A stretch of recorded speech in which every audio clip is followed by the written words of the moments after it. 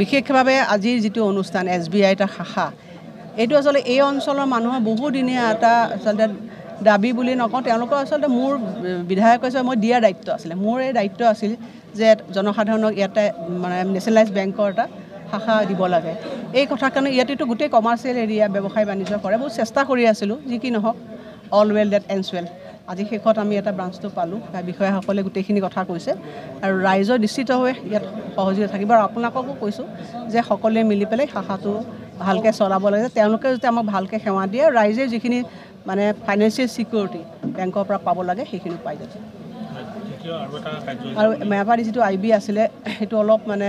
তাৰ মেৰামতি আমি সুন্দৰভাৱে কৰিছোঁ যাতে ইয়াত এটা IB এটা লাগে আগৰ পৰা আছিলে কিন্তু কিছু অসুবিধা হৈ আছিলে সেইটো আজি সুন্দৰভাৱে নিৰ্মিত হ'ল মই বিষয়াসকলক এইটোৱে কৈছোঁ তাক যাতে সুন্দৰভাৱে মেইনটেইন কৰি ৰাখে বাইদেউ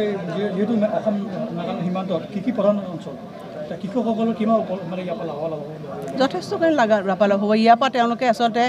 বেংকটো ইয়াত থাকিলে নিজে ওচৰত আহিবলৈ বেছি সময় নালাগে গোলাঘাটলৈ যাব লাগে তাত সময় খৰচ হয় বেংকৰ লগত মানে সঘনে যোগাযোগ কৰি থাকিব লাগে আৰু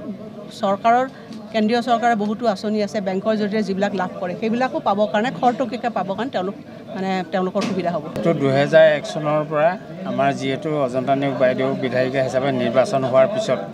এই অঞ্চলত কোনো ধৰণৰ বেংক ডাকঘৰ ইত্যাদি নাছিল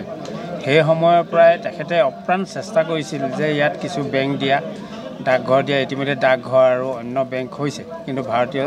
ষ্টেট বেংকটো ইয়াত হোৱা নাছিলে বহু কষ্টৰ বিনিময়ত যেতিয়া বাইদেউ ফাইনেন্স মিনিষ্টাৰ দায়িত্ব পালে সকলো বিষয়া কৰ্মচাৰীক অনুৰোধ কৰি এই অঞ্চলৰ বৃহত্তৰ স্বাৰ্থ ৰক্ষাৰ কাৰণে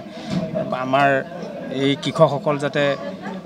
অৰ্থনৈতিকভাৱে নিষ্কণ্টক হ'ব পাৰে সুৰক্ষিত হ'ব পাৰে তাৰ ব্যৱস্থাৰ কাৰণে তেখেতে অপ্ৰাণ চেষ্টা কৰি আজি এই অঞ্চলত পিছপৰা অঞ্চলত এই বেংকৰ শাখাটো দিবলৈ সক্ষম হ'ল তাৰ কাৰণে আমি দৈয়াংবাসী ৰাইজে সকলোকে বাইদেউক একমুখে ধন্যবাদ প্ৰদান কৰিছোঁ